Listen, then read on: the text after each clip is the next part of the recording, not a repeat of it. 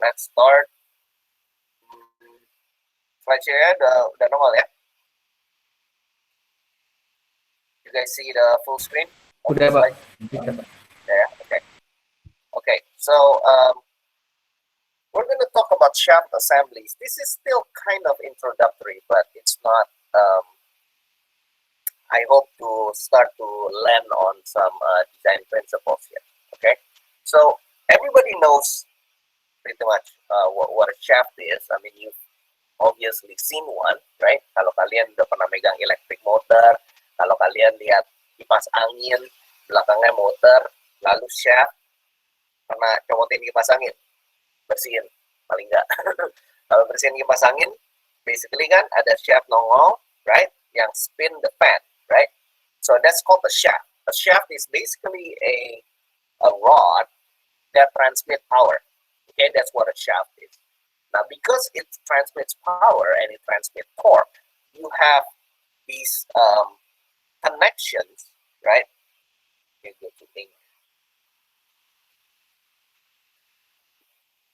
Okay, you have these connections which transfers torque. Okay, so you have to have a mechanical joint that is able to transmit the torsion. Okay, kalian udah belajar sedikit, or maybe not ya. Jadi kalau if this is a shaft, okay, this is called axial load. All right, this is called bending load. Right, and then torsion twist the rod. Right, you can think of torsion as twisting. Now, a typical shaft are not meant to take a lot of axial load or bending load, even though they do happen, right? Which is then why we have bearings to support this shaft. But the main load that we want the shaft to carry is actually torsion, because that's the connection from the motor. The power is in terms of torque, right? Now, there are shafts. Kayaknya saya lupa and the quiz. Hold on.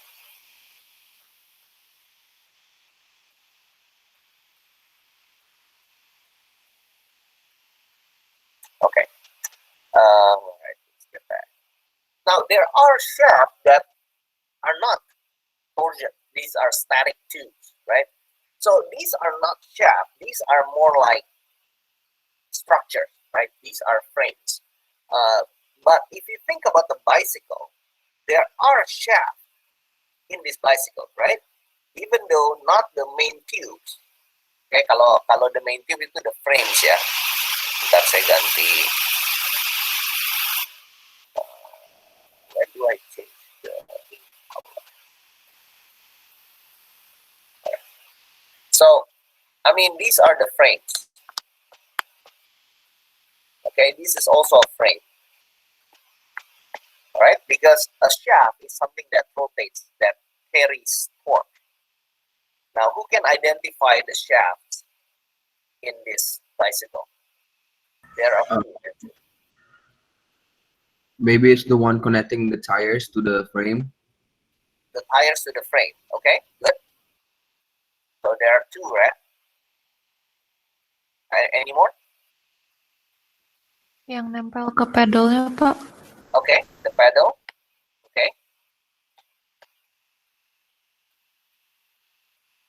Apa lagi? Steering wheel, Pak. The handle. The handle. Yeah, correct. The one that can like move the handle. Yeah, the steering, right? Anything else? Anything that has relative movement. Yang di jok, Pak. Tapi joknya kan nggak bergerak ya. Paling nggak ideally tidak bergerak kan. Ya, Pak. Go on, there are more. Yang saya tunjukkan pedalnya ya. Oh yeah, the gears with the chain. Yeah, that one. Yeah. it's called the bottom bracket kalau bicycle, right? That's definitely a shaft. That is actually one of the most important ones, right? Because it carries your torque and then it's transferred using a chain. All right. Now, if you want to be a bit detailed, actually the brakes also have usually a pin, right? Usually there is a pin for the pivot. The brake lever also has a pin that rotates, right? So you have all these components transferring torque. Okay. Now the frame is just a static frame, but the chain, even the chain has kind of, you can argue it's a shaft, even though it's more like a pin, because a shaft is typically something that carries torque. Ya, kayak di pedal itu kan shaftnya diam ya, kamu yang rotate di luar. But you know, it is somewhat, there is some similarity. Okay, you look at an automobile, you know, the shaft in this drivetrain is the crucial thing, right? Now there is the steering. The steering system has shaft, right? You give this torque, but the most important one is the one that carries power to the wheels, right? So there is a chain of power transmission. You start from the engine, right? And then you get to the transmission. Actually, this is number one, this is number two, right? You got the engine, and then the transmission has some gearing to change the speed and the torque. We'll talk about that later, okay? And then, these are the drive shaft for the front wheel. If you are all-wheel drive, then you also drive the rear wheel. In many cases, you don't have, if you know, the typical passenger car is front-wheel drive, okay? But if you are a rear-wheel drive, then you got the center drive shaft, right?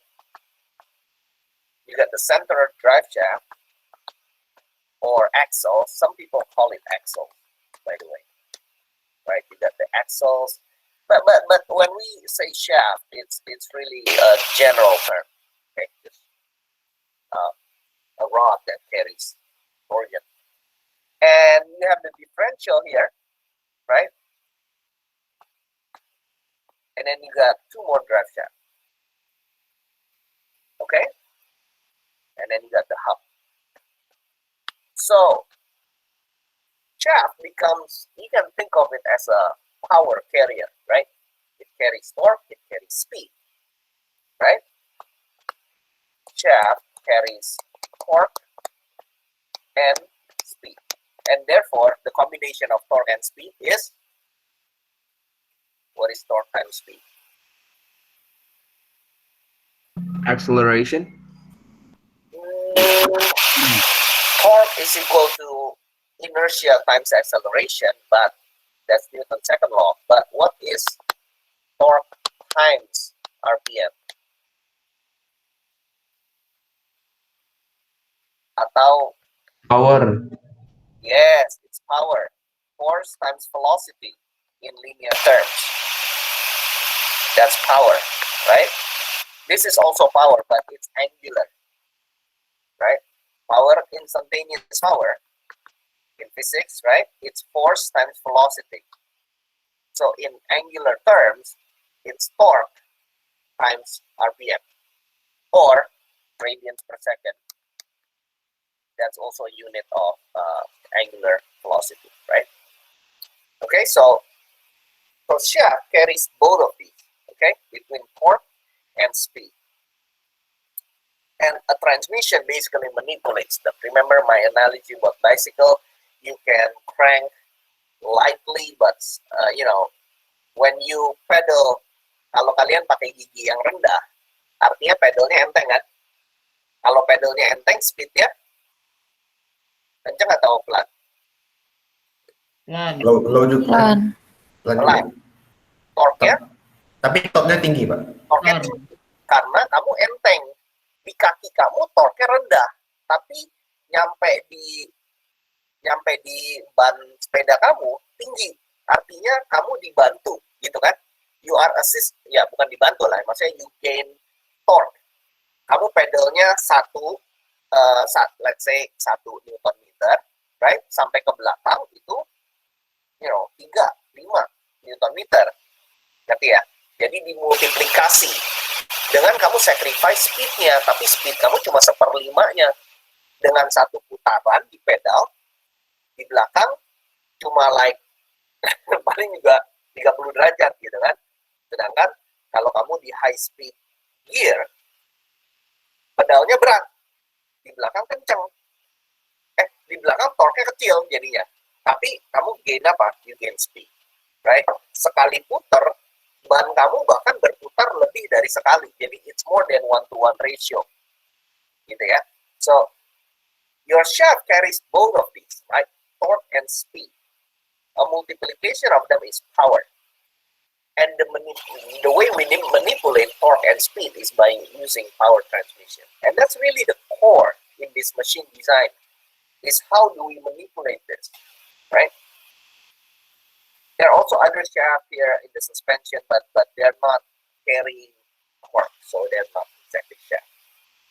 But it's somewhat some similarity, right? In industry, you see this this conveyor, right? Where are the shafts? Well, look at the motor. When you have the motor, it has to turn the pulley, right? So here's the motor, and there is a shaft, right? That turns this guy, that then turns this guy. Okay? So creates a linear motion here. Okay? It starts motor probably here, right? So this is the motor. So the shaft, the origination of power is here, but then the belt is pulled, and so it goes. Okay, so this is the motor. There is a shaft going out, right? Ini kan di dalamnya ada rotornya ya. Here is a pulley with a belt. The belt goes to the other pulley. Here is another shaft that then rolls the conveyor belt. Okay, so you see the shaft and you see the pulley below and up is different size. So tell me here, is this a speed increase or a speed reduction? The pulley below is smaller than the pulley above. Reduction, Pak. Kenapa? Reduction, Pak. Why do you say it's reduction? Soalnya lebih kecil kan, Pak. Berarti tip-nya lebih kecil dong, Pak. Okay, try to explain what's happening. Jadi amount of teeth yang lagi muter itu cuman bisa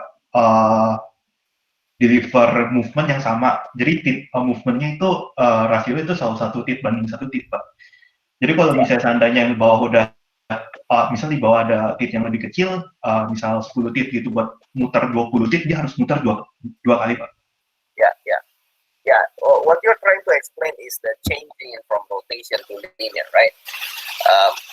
Coba consider a pretty extreme case kayak gini ya. Kalau misalnya saya putar yang kiri satu putaran, berarti kan kira-kira segini nih. Ya, kita kira-kira aja ya pakai gambar ya. Kira-kira kan linear translation-nya segini. Ya kan? Karena circumference ya kan. Circumference itu lalu saya transfer ke sini. Kan cuma segini. Right? So, on the big pulley, rotation-nya cuma segini. Betul? So, this is how it reduces the speed. Ya. Ini kan ada belt. Right? Kayak gitu. Jadi rotation in the smaller pulley, waktu pindah ke bigger pulley, it's small. Sebaliknya, itu speed increase. Jadi kalau misalnya yang kamu putar itu kecil, yang diputar itu besar, right? So the driving pulley is small, but the driven pulley is big, then it's a speed reduction. And believe it or not, in most cases, it's a speed reduction. Okay? So this is called the driving pulley.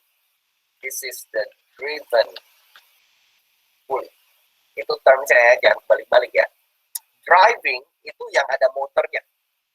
Right? Jadi the motor drive, right? So it's driving the whole mechanism.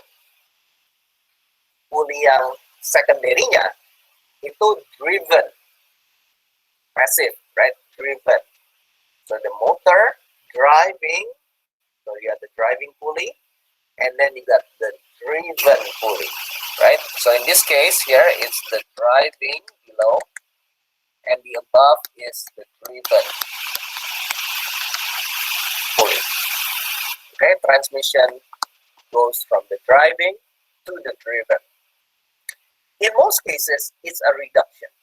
Does anybody know why in many gearboxes or transmission boxes, what you want is to reduce the speed? Anybody knows why?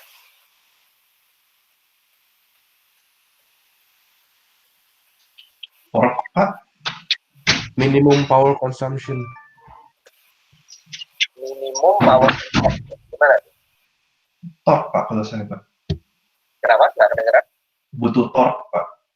Torsion. Oh, okay. Butuh torque. In many cases, kita butuh torque lebih daripada speed, gitu ya. Okay, that's a good argument, right? And, you know, in a car, the first time you move, you need torque, right? You want acceleration. Later on, you don't need it. Yeah, so the gearboxes actually reduce the speed from the engine to the wheel, right? Your wheel rotates typically at a slower RPM than your engine, except in high-speed cases called overdrive. Ya, namanya OD, overdrive. Makanya kan di beberapa transmission matic kalian ada OD off switch, right? Kalau di Avanza bilangnya OD off. You guys know what that stands for? Overdrive. Overdrive itu gigi paling atas. Jadi gigi 4 atau 5 itu biasa dibilang overdrive. Kenapa? Karena the overdrive ratio actually drives your wheel faster than the engine. Jadi rasionya udah 1:0,8 gitu misalnya. Ya. Jadi actually your wheel rotates faster than your engine. Tapi ya torque-nya justru sacrifice ya. But you are correct. In many cases, we need more torque. So the speed reduction is not so much as a speed reduction, but it's really a torque increase, right? So what we want is a torque. It's not like I want to sacrifice my speed, but I need to. I'm forced to, right? Because it's the conservation of energy. I have to sacrifice something, to get something, right? Jungkir kan juga gitu konsepnya kan? The concept of lever, right? Kalau saya tekan di sini, di sini kan lebih kuat kan? Congkel gitu ya. Konsep pencongkel kan? Tapi saya travel more. Waktu kamu mencongkel sesuatu dan kamu dapat force multiplication, what do you sacrifice? Displacement. So you sacrifice displacement to get the force, gitu. Conservation of energy or work. Jadi ini sama. Kita mau torque. Typically, an electric motor, ya. Ini another view, ya. Typically, an electric motor is high speed and low torque. Typically. Okay, there are some high torque motors, but the cheapest ones at least, right? Cheap is important, right? High speed, low torque. So in many gearboxes, especially with electric motor, you sacrifice speed because speed is not a problem for motors. They can go 10,000 RPM, no problem, easy, right? Sacrifice speed, that's what you have. and you gain torque. And you do that with some gears or belt or chain. All right, so that's kind of the summary of drive system, right? You have the source of power. You got an electric motor here. You got a combustion engine. Any one of those, right? Kalau kalian lihat genset, beberapa drive itu directly driven by engine. For example, like some pumps. Kalau industrial pumps atau mungkin kayak mining pumps gitu ya, water pump yang kamu nggak ada electricity. Jadi kalau kamu lihat, ever seen kalau kalian yang tinggal di kompleks-kompleks ya, mobil tangki air terus lagi siram tanaman, right? Di belakangnya ada pompa kan? Pompanya itu kan pakai gasoline engine. Jadi kamu bakal dengar suara mirip motorcycle di sana. It's a pump driven by a gasoline engine langsung. Jadi bukan pakai dicolok listrik. Karena kan truknya mau nyiram tanaman. Dia kan mau nyiram kompleks. Nggak ada electricity kan nggak mungkin dong tarik-tarik kabel kemana-mana kan. So what happens is that it uses an independent engine, right? So some cases, the source of power is gasoline engine. Of course, in a car, it obviously is, right? Unless you're an electric car. In industry, however, because you're not really moving anywhere, electricity is just more practical. And it's smoother. And it's more efficient. All right? So, as mechatronics engineer, someday you work at the factory, more than likely, you work with electric motors. Yeah. Then you have the mechanism or the transmission, because you need to manipulate this torque versus speed, remember? And the way you do that is by using a gear, belt, or chain. Okay, these are the methods of transmission, but also it's a method of manipulating torque and speed. Okay, by varying the small pulley, the big pulley, small gear, big gear, they all try to manipulate that. And you get the load application, right? In cars, you basically drive the wheels, right, to the ground. In other cases, it's a pump, right? For example, other cases, so it's a mixing, grinding, cutting, many different loads, right? So you have the source of power, you have the mechanism of action, and then you got the load application. This is called a drive system. And if we try to reduce it further, okay, we come to what is called a shaft assembly, because that's really the mechanical power transmission. So you got your electric motor driving its own shaft. All right. In many times, you have what is called a coupler. Okay. So in many cases, this is actually separate. Okay. It's actually separate. So this is motor shaft, and this is the driven shaft. Okay, so it's separate. Kenapa?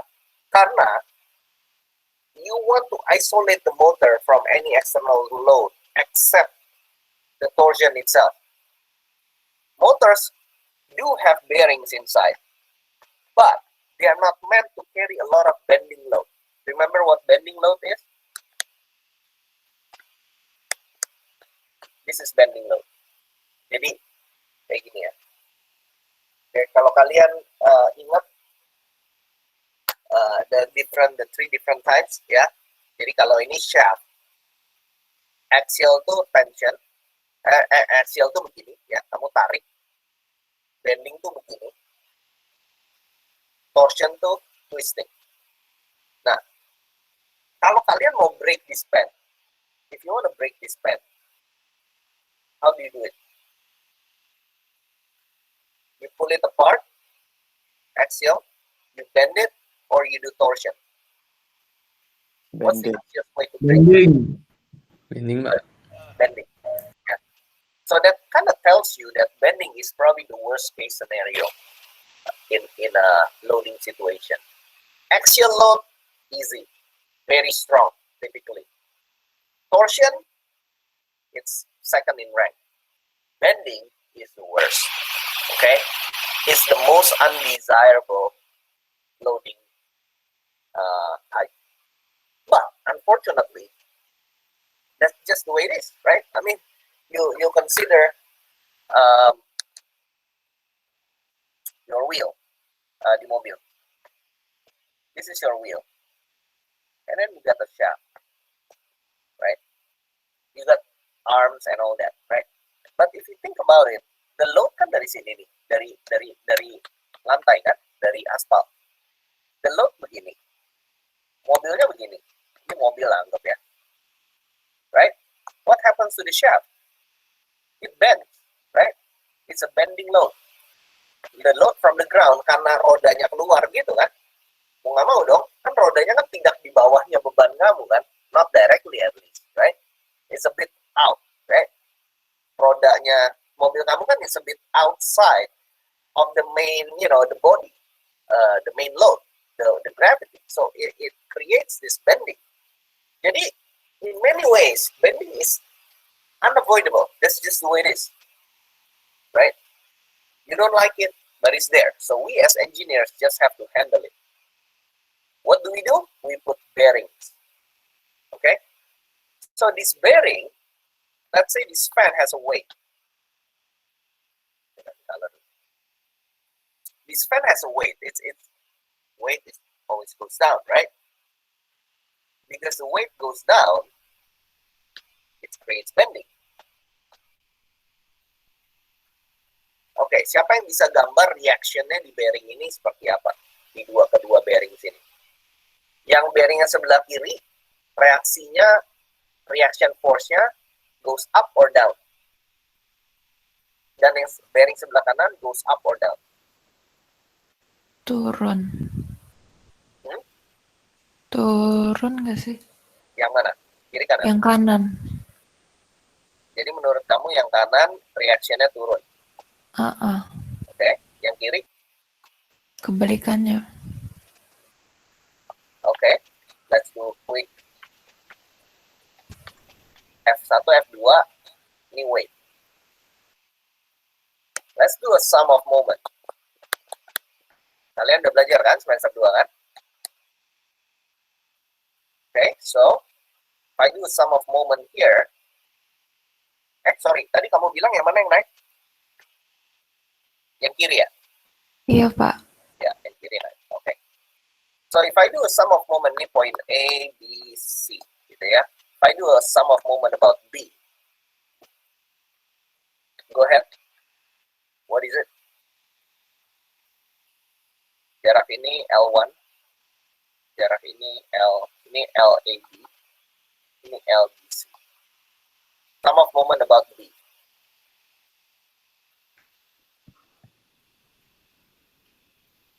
Go ahead. What is it? W kali LBC Plus or minus? Kalau clockwise berarti plus. Okay, let's define clockwise as plus. So we have W kali LBC LBC, ditambah F kali LAB. F1 Kali ya, LAB. F1 kali LAB. What about F2? Dia round B kan, berarti Ya, hilang ya. 0 ya. Oke. Mm. Jadi plus F2 dikali 0, gitu kan? So it goes out. Now, the sum of moment, if we want to reach a static condition, so this, it's not moving, right? Everything settles, then the sum of moment has to equal to 0. 0. Now, what do you think is the solution for F1? Positive or negative? Negatif. Negative. Artinya, Arahnya salah. okay? So, the correct orientation is like this. The correct reaction direction.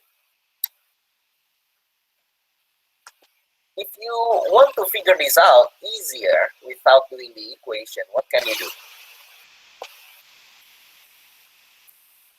Kalau saya mau tahu di titik A itu, is the reaction pushing the shaft down or up? What's the easier way? Anybody have a suggestion?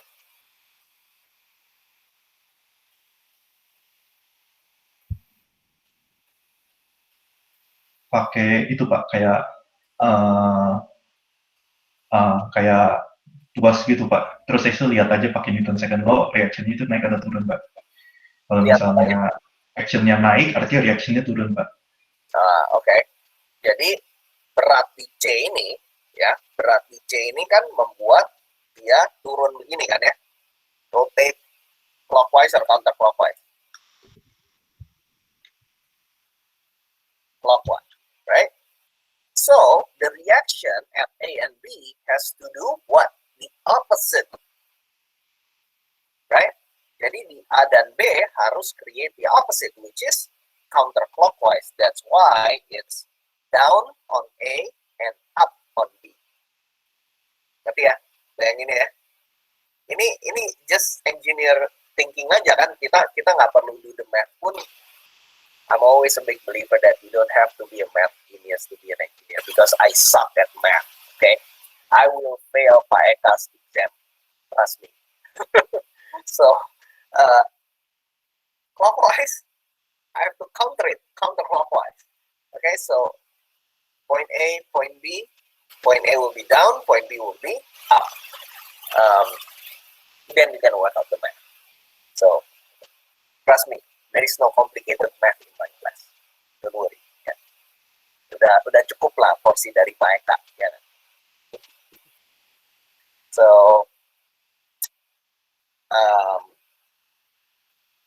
you always have this bearing, right? You always have to have this support. This is called a coupler. The function of a coupler is to transfer torque from the motor or from the source of energy to the driven shaft. Now, why do you have typically two bearings? Because if you have a third bearing, the third bearing cannot be precisely coaxial, right? But this is the shaft. Bearings itu nggak pernah kamu taruh pasti pas di garis lurus. Kalau kamu ada bearing ketiga, more than likely it's not collinear. Ya, kalau saya ada dua titik, saya tarik garis. Titik ketiga ini sulit untuk persis di sana. Begitu dia geser sedikit, dia langsung ada gap, ya kan? Nah, gap ini bakal create additional bending to the shaft. Okay? It's gonna create additional bending to the shaft that creates this. So you never use three bearings. You also don't use one bearing. You use exactly two bearings. Okay? I want you to remember that. And someday when you build your devices, every axle has to have two bearings. Even if the axle or the shaft is very short, just put two bearings side by side. Because if you have one bearing, a single bearing cannot sustain the bending load, right? Because you remember, you need a force couple to create the rotation, right? So if you only have one bearing, what happens, right? You're trying to create this counter moment. You will have this and this. It's going to be a huge force on the bearing. And in fact, it cannot even be stable. So you need exactly two bearings. Yeah. So this is a typical arrangement, right? You have this coupler to separate the shaft. And so you detach the main load from this fan from the electric motor. The electric motor is not under bending, right? is only doing what? It's only doing torsion. It's only doing the twisting. Any bending is taken up by these two guys. Okay? Or the opposite. So that's the purpose of bearing, is to take out any external load and get it to the ground. So that kind of gives you an overview of what a typical shaft assembly looks like. Yeah. So you have coupling, you have shaft. The shaft is supported by bearings, and then you got the load. Okay, these bearings support the shaft. Always have these bearings. Now it doesn't have to be a ball bearing. It can be a bushing. It can be a different type. It can be a simple sleeve, but you gotta have this component to support the shaft rotating. Sehingga any additional load is taken up by the bearing, not by bending the shaft. Okay? Sometimes you have unbalanced too, right? Let's say the fan wheel is heavier here. What happens? It's gonna create vibration. Okay, we'll discuss fatigue loading next week. Now, again, like I said, the motor has bearings inside, ya. Ada bearing depan, bearing belakang. Tapi this guy is not supposed to receive any side load. Jadi jangan taruh a big side load on this thing. It's gonna fail your motor in no time. Okay? It does have bearing, but it's typically smaller. So any additional shaft should be ideally, yeah, in big loads especially. You don't always have to do it this way, but it's recommended. Yeah. Support by its own bearing. This is the shaft arrangement that should be done, and then you put a coupler. See, put a coupler. These two shafts will not be aligned, and the coupler can compensate for it. We'll discuss them next. Okay. What time is it? 10:23. Oke, kita lanjut ini dulu. I want to show you a catalog, a typical catalog, and how all these things look like.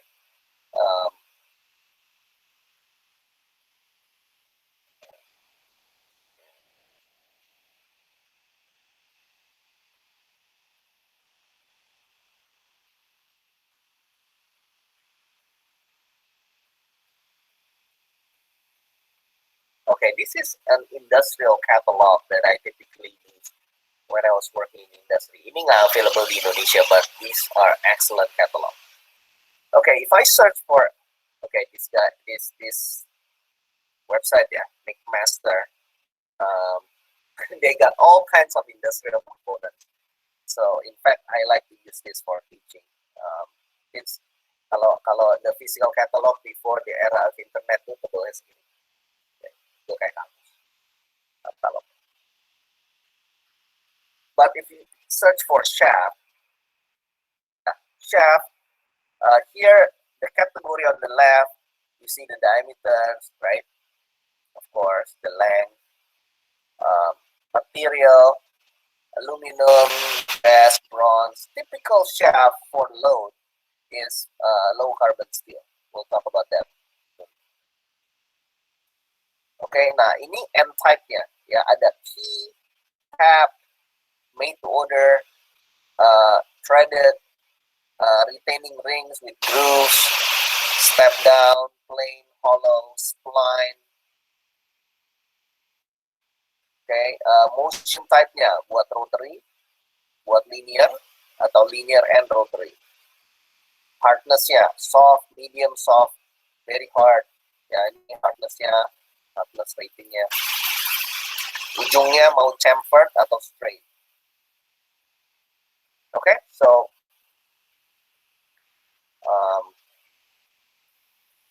yeah, all kind of shapes.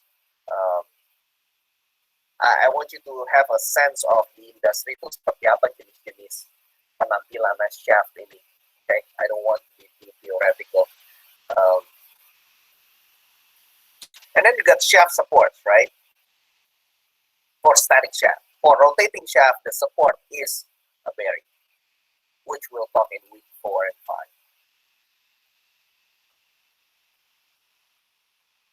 Okay, with that, let's take a break. Come back. Yang belum nyalain kamera, coba nyalain.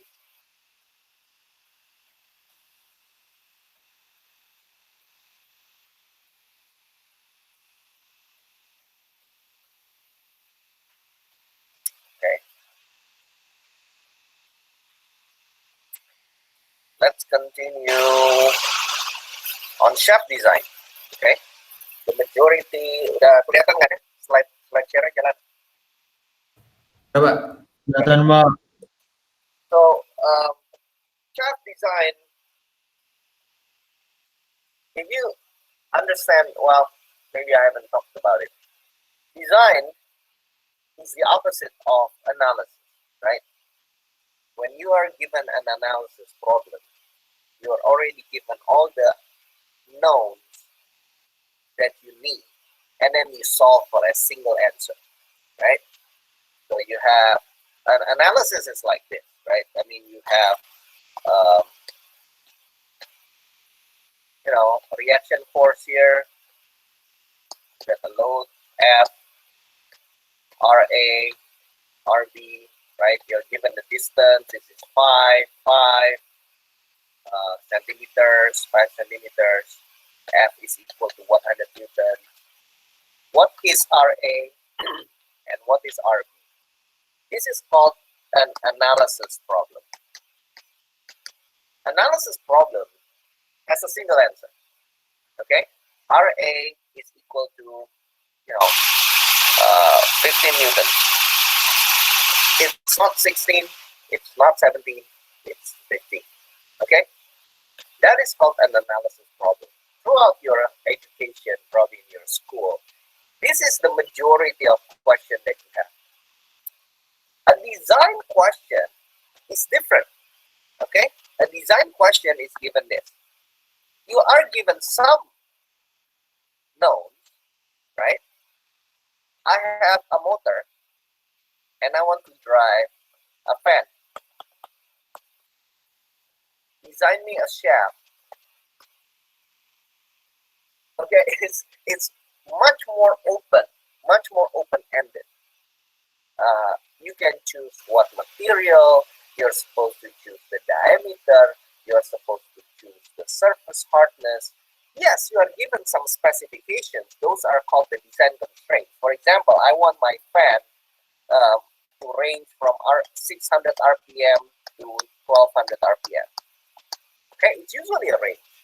And then my motor has to be no more than 150 watts. Okay, I'm designing a fan. I'm designing a desktop fan. I want to spend more than 150 watts. My fan has to be, maximum 10 inch. So this is called a design problem. It's open-ended. More variables, more unknowns than you have known. An analysis, in an analysis problem, it's precise, right? You have exactly the number of equations, the same number of equations as you do unknown. Therefore, the answer is only a single answer. But if you have more unknowns than you have equations, you have a design problem. Then you set certain parameters, right? And why am I saying this? Because this is the first time I teach you guys. And this is one of the things that I truly believe that as an engineer in the real world, jauh lebih banyak design problem dibanding analysis problem. Nggak pernah nih di tempat kerja kalian tuh bakal ada task, something like this. Semuanya dikasih, ada 3 persamaan, ada 3 unknown variable. Solve it, you got the right answer, match it with the back of the book. No such thing in real world engineering. In real world engineering, you're supposed to make decisions for far more variables than you do have equations. So that's called a design problem. design problem is make me a table.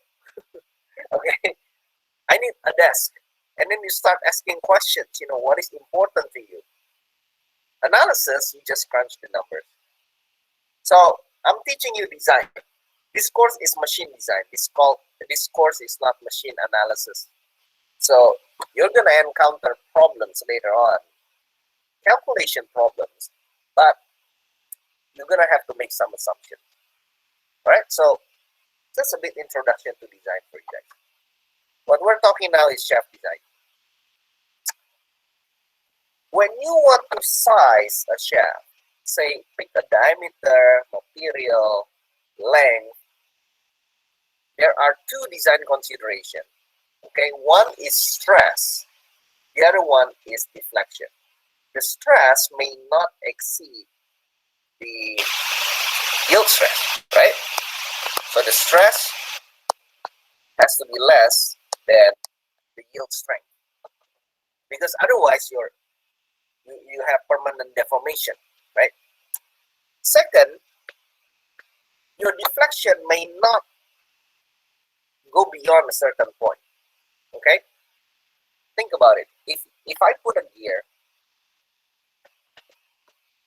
at the end of this shaft, and I have another gear meshing,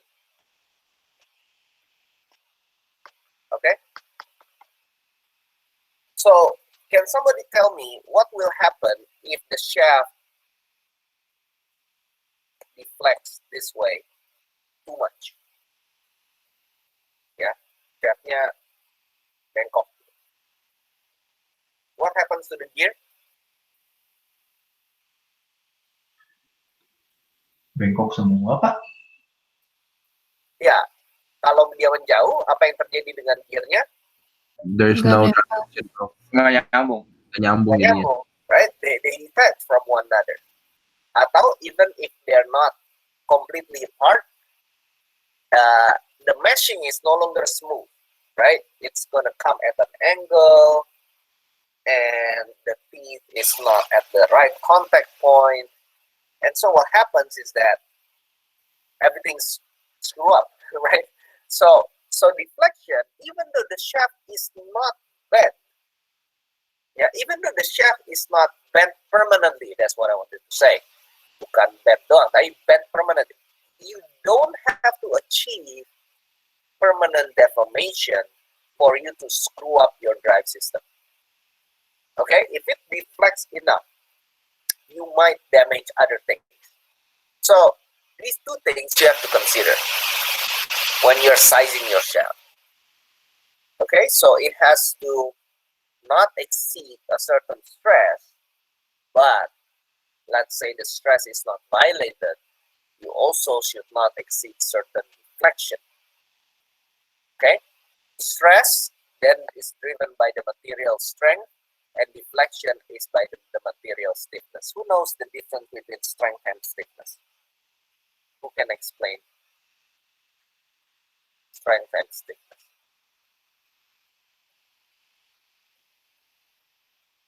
Apa bedanya?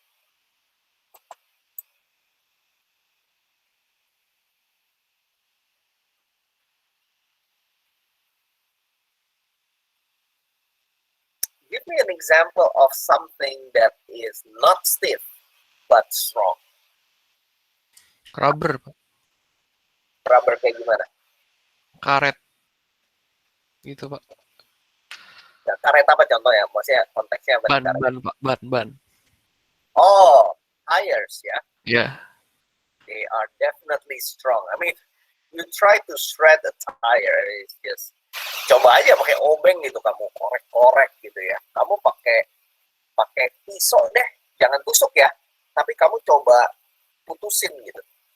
It's hard. It's hard. It's strong, but definitely not stiff, right? A stiff tire would defeat the purpose. A tire is supposed to be soft, but strong. You see, strength and stiffness is different. Give me an example of something that is stiff, but not strong.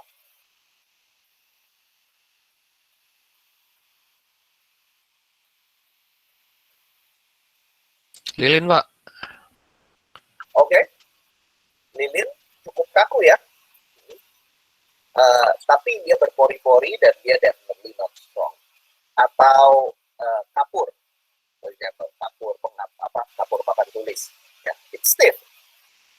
Jadi you cannot really create any bending there. It doesn't bend, it breaks, right? Brittle material, very brittle. So it is also possible for something to be stiff and not strong.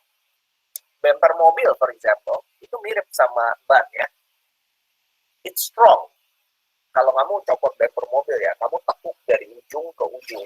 Bumper cover ya, yang plastik yang paling luar. Ujung-ujung kamu bending gini sampai ketemu, itu nggak patah. Alot banget. It can absorb a lot of energy, but definitely not stiff. If it were stiff, then ya pecah dong ya. Kalau setiap hari kebentok sesuatu langsung pecah. Jadi kita mau dia kebentok sesuatu cukup lembek, tapi nggak bisa patah langsung. Okay, so just giving you a brief review of strength and stiffness, and in engineering, you have to separate the two, right? Stiffness controls deflection. Strength controls whether it breaks or not. Ya, strength itu menentukan dia patah atau tidak, atau permanent deformation atau tidak. Stiffness control, kalau kamu kasih load sedikit, dia berubah bentuk nggak? Itu stiffness. Dia berubah bentuk atau tidak? Ya, jadi kekakuan. Alright, let's move on. So in order to size your shaft, you then consider stress and also deflection. Shaft materials are typically made from low carbon, and the reason for this is they don't. Kalian, ada yang tahu high carbon steel kelebihannya apa? Keras, Pak. Apa? Keras, Pak. Keras. Stiff atau strong? Dia stiff, Pak. Stiff banget, Pak. Strength-nya sih enggak gitu, Pak. Okay. Thanks for the participation, but you got it reversed. Yeah, it's strong, but the stiffness is actually about the same. So this is what exactly here, right? Different alloy itu maksudnya high alloy itu high carbon. Dia kuat, tapi elastic modulusnya ya E, which is stress over strain. Ini instant quiz nih, saya coba tanya. Ingat nggak elastic modulus? Jadi kalau kamu stretch a material until it yields and it breaks, this is E, right? It's the slope.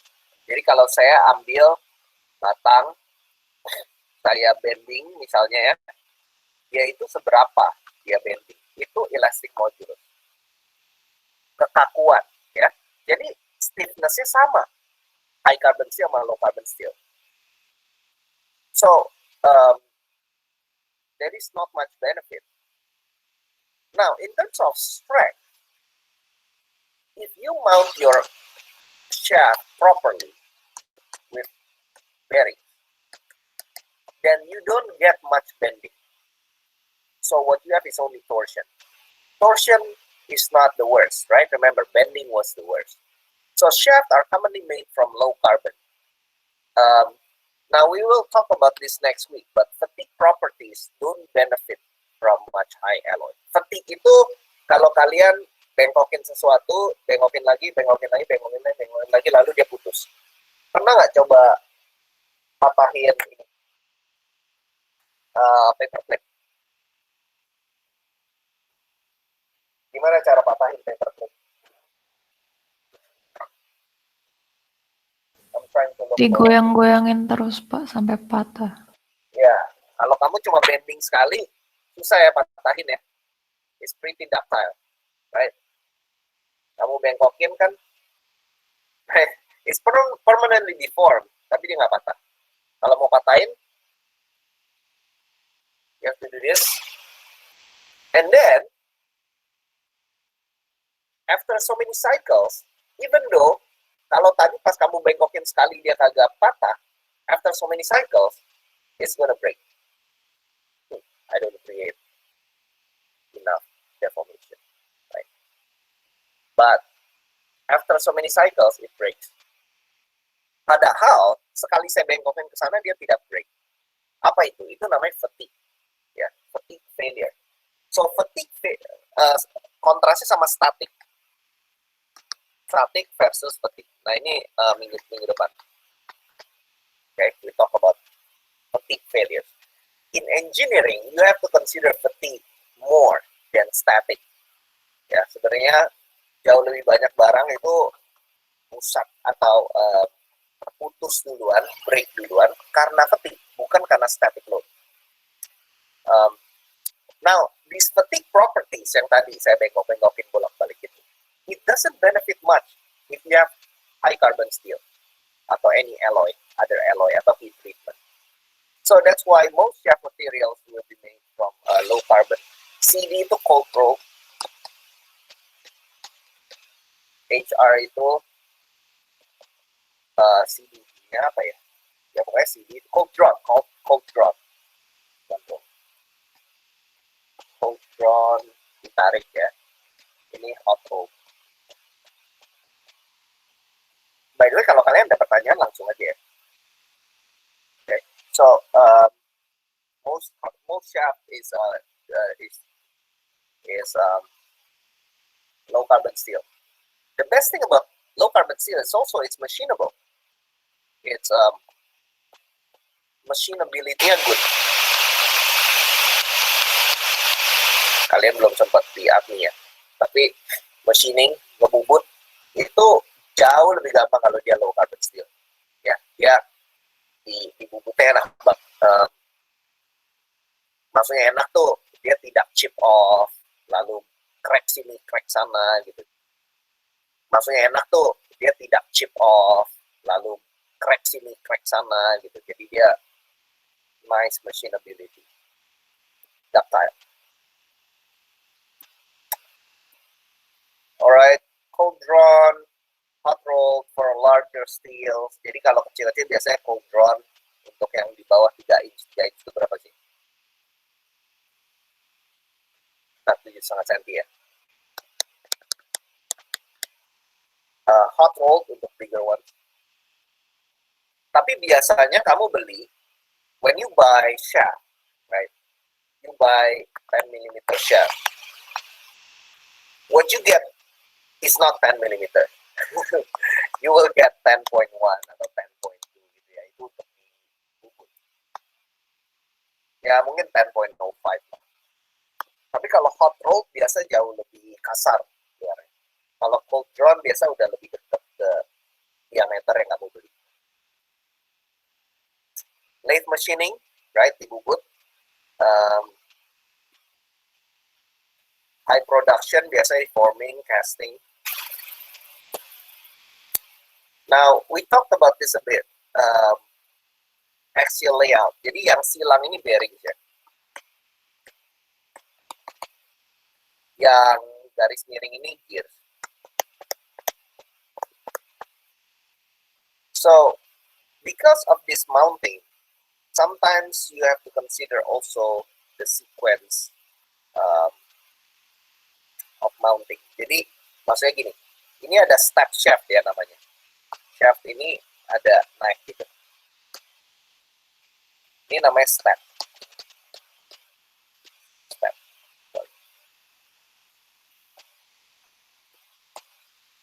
Step. Shaft. Ujungnya ini namanya shoulder. Ya, jadi kayak pundak gitu kan. Kenapa kita kasih shoulder atau kita kasih step? Itu supaya posisi dia tuh exactly where it's supposed to be. Jadi maksudnya waktu gears ini saya pasang, kan saya mau posisinya kan di sini. Right? I want the position to be there, not sliding around.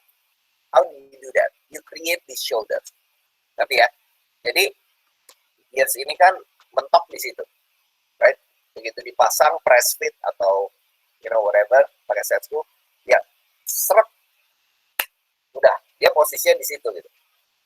Ya, itu gunanya shoulder atau step ini gitu. Jadi bearing, jadi shaft itu nggak selalu polos, same diameter ujung sampai ujung, seringkali step. Tadi saya ada beberapa gambar yang kayak gitu kan, kalian lihat. Nah ini nih, right, see the step. Ya ini semua naik gitu kan, because you have different components at each axial location. Or you can also do a collar. Jadi ini collar. Collar itu clamp sehingga dia kagak goyang-goyang kiri kanan lagi, gitu. Ya, jadi dia to axially locate where it is. This is a collar, shaft collar. Jadi begitu dikencengin, ini ada 2 baut nih, atau cuma 1 kadang-kadang. Ya, begitu jadi clamp, yang ini removable, ini removable collar. Tapi begitu jadi clamp, whatever component next to it, itu kagak sliding lagi kan. Ya, jadi tujuannya shaft collar itu to fix the axial location of a component along the shaft. Axial positioning juga bisa pakai retaining ring. Jadi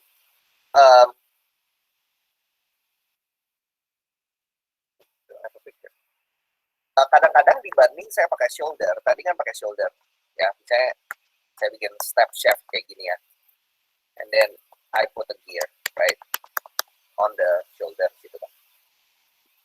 You can also, I can also put a retaining ring. Tadi kan method kedua kan pakai collar ya. Jadi misalnya this is my gear. Let me change color.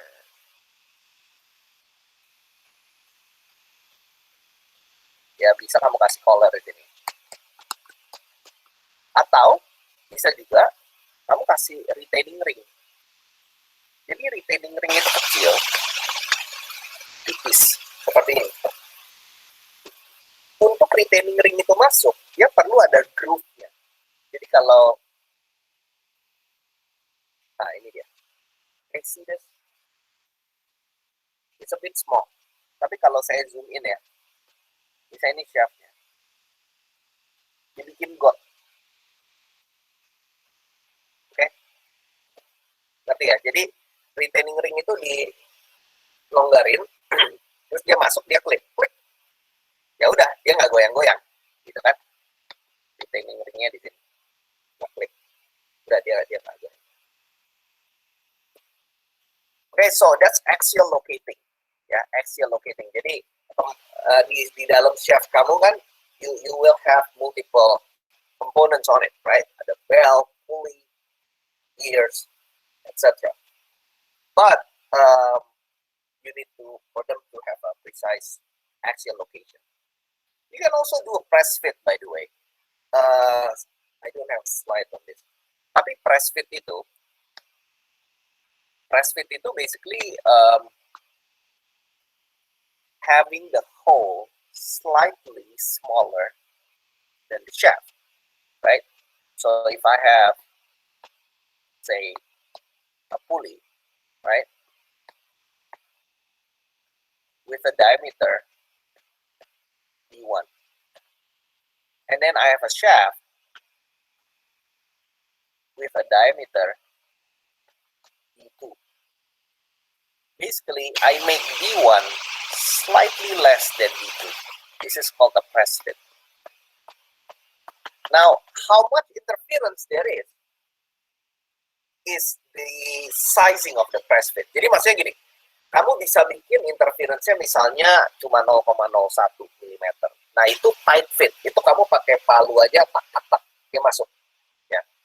But if you have more interfering press fit, for example, the interference is like 0.05, then you have to have a hydraulic press untuk bikin dia mekar lalu masuk. Nah, because there is interference, once it's in, right? It will not move. Okay, it's called a press fit atau tight fit. It's also a method to constrain it axially, so it doesn't move around. Okay, let's talk about torque transmission. Torque transmission is the purpose of a shaft, right? What about the join though? How do we join the end of the shaft with shaft components to deliver this torque? Okay, there are several types. We'll go through each one of them. This is one of the most common. It's called a set screw. Okay, bau tanam kalau bahasa Indonya mungkin. Tapi definitely I want you to call this a set screw. Jangan bilang, oh ya itu Pak yang skrup kecil itu, okay? Get used to it. I want you to use proper engineering vocabulary. That's also one of the important skill in the real world engineering. So this is called a set screw. Basically, it tightens to this flat spot on your shaft, and it constrain it there, right? I mean, so you can deliver torque. The thread is on your component. So the thread is not on the shaft, it's on your component that you're mounting. Lalu dikencengin, dia kenceng, ya. It's called set screw. Comes with different ends, but typically it's just flat. I mean, this is the most common one. Just flat. Ini juga umum sih. But usually when you have a point like this, you want your shaft to also have a countersink here. And so that helps you deliver the torque better. You're not relying on friction as much, right? Okay. Sometimes it provides a slight penetration to the shaft. Okay. Ada yang ujungnya kayak gini kotak. Ini juga sama ya. Jadi on the shaft, you need to have a shape like that. Nah ini dia masuk. It's better than just the flat one. They come in these sizes. Yeah. Okay, these are for the stronger torque. Kalau set screw tadi is probably one of the weakest method of transferring torque. Keyways are stronger. Now, the way keyway works, you see that the shaft has a cutout like this. Jadi dia ada jalur gotnya. Okay, it's called a keyway. This square thing is called the key. And then the hub has something like that. Okay, so if you think of the shaft fitting in,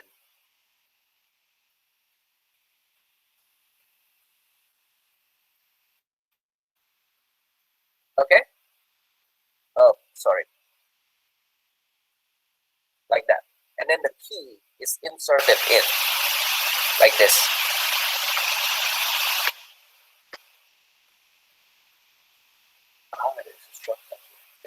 Okay. All right. Next is the spline. This is not a gear, it's a spline. So you got these fine cuts that goes into the opposite. Okay, so again, this is the male side, this is the female side, or it's also called, this is a shaft, this is a hub. Okay, so it's the opposite, and then as you can see, it will transfer torque. This is common in your drive shaft in your car. So in your car, there is a drive shaft. If you look at a car from the front, there is a drive shaft. The joint here from the drive shaft to the wheel uses a spline. Bautnya lumayan keras. And then you tap it out. Let's talk about coupling. The purpose of a coupling is because you always have some misalignment, right? So if you have a motor, and then you have a shaft, and then let's say you have a fan here, right? You got the bearings supporting it, and then you join it with a coupler.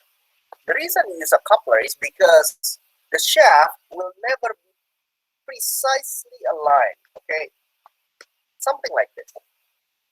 if there is some misalignment between this shaft and the other shaft, but you want to deliver torque, you use a coupling, which allows some misalignment, not much, some. Okay? There is a spider coupling, a rigid coupling, nevertheless, it's a coupling, or a flex coupling. What I don't want you to do is when you have a motor, okay, and then you have this coupling, and then the shaft just hangs like this, okay? No, it's got to be supported by bearing. And here is shaft alignment. I want to play a quick video on shaft coupling.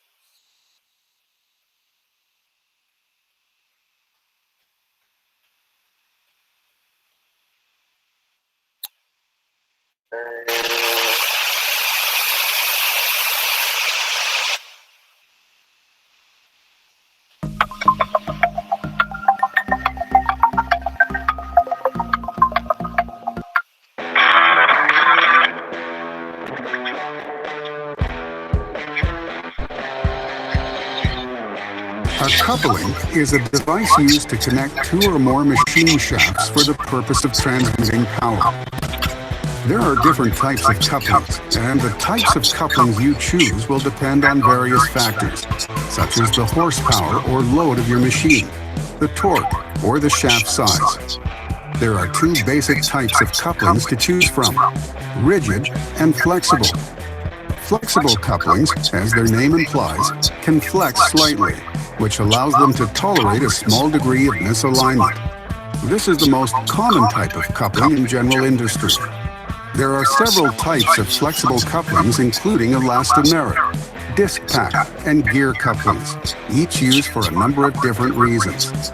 Rigid couplings are used when large amounts of torque are transferred, often found on modern industrial machinery, such as turbine generators. 4 things to keep in mind when it comes to couplings are: sizing. Couplings must be sized for proper horsepower, torque, speed, and environmental conditions. Installation. If the shaft diameters and coupling bores are not machined or sized properly, machine components could be damaged. Itu namanya apa yang sebelah kanan yang lagi dikencengin? Anybody can name them?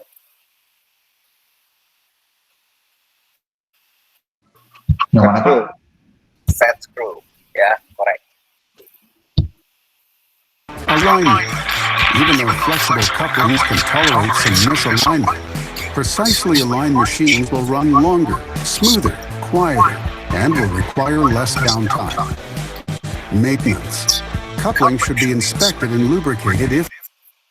Okay, here, the coupling itself is joined to the shaft using this feature. What is this feature called? Keyway. Keyway, correct. Good. if needed on a regular basis. Remember, just because a coupling can tolerate a certain amount of misalignment, other machine components may not. For this reason, shaft alignment tolerances are based on the entire machine's health, not just that of the coupling insert. Couplings are often viewed as simple machine components, but sizing, installation, alignment, and maintenance are critical for long-term, trouble-free operation of the machine on which they are used. For more information on shaft alignment, please visit us at vibraline.com.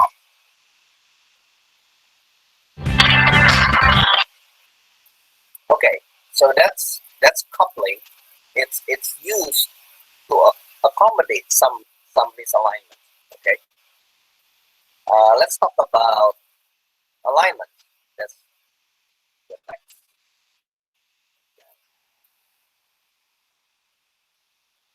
Concepts of shaft alignment, the basics. In the U.S., millions of motors are coupled to millions of pumps. In addition, there are many other examples of rotating equipment that require shaft alignment. The shaft in the motor or engine rotates and drives the shaft in the pump or other driven machine. Misalignment of the shafts puts strain on both the motor and the pump. It can damage the bearings, the couplings, and other machine components. For this reason, manufacturers of rotating equipment have established tolerances defining the maximum acceptable levels of angular and offset misalignment for their. Notice that the offset and the misalignment allowed is dependent also on the RPM, right? So at slower RPM here, like 900, the tolerable misalignment is greater. At higher RPM, then it's lower. It has to be more precisely aligned. Their machines.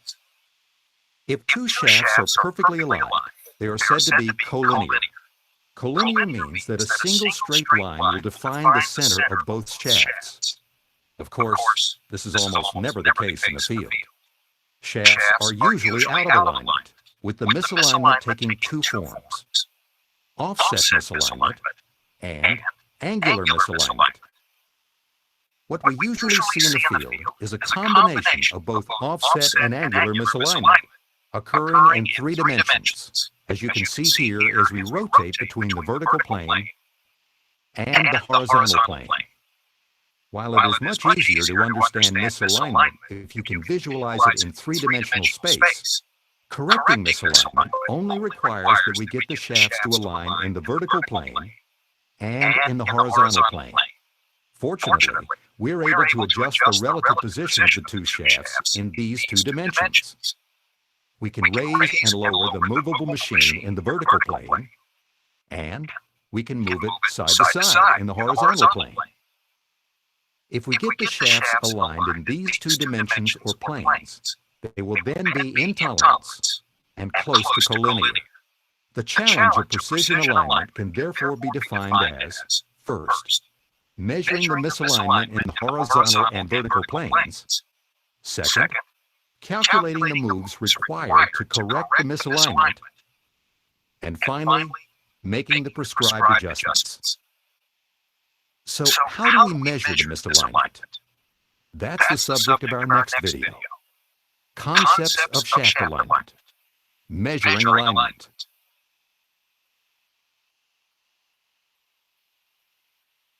Okay, I think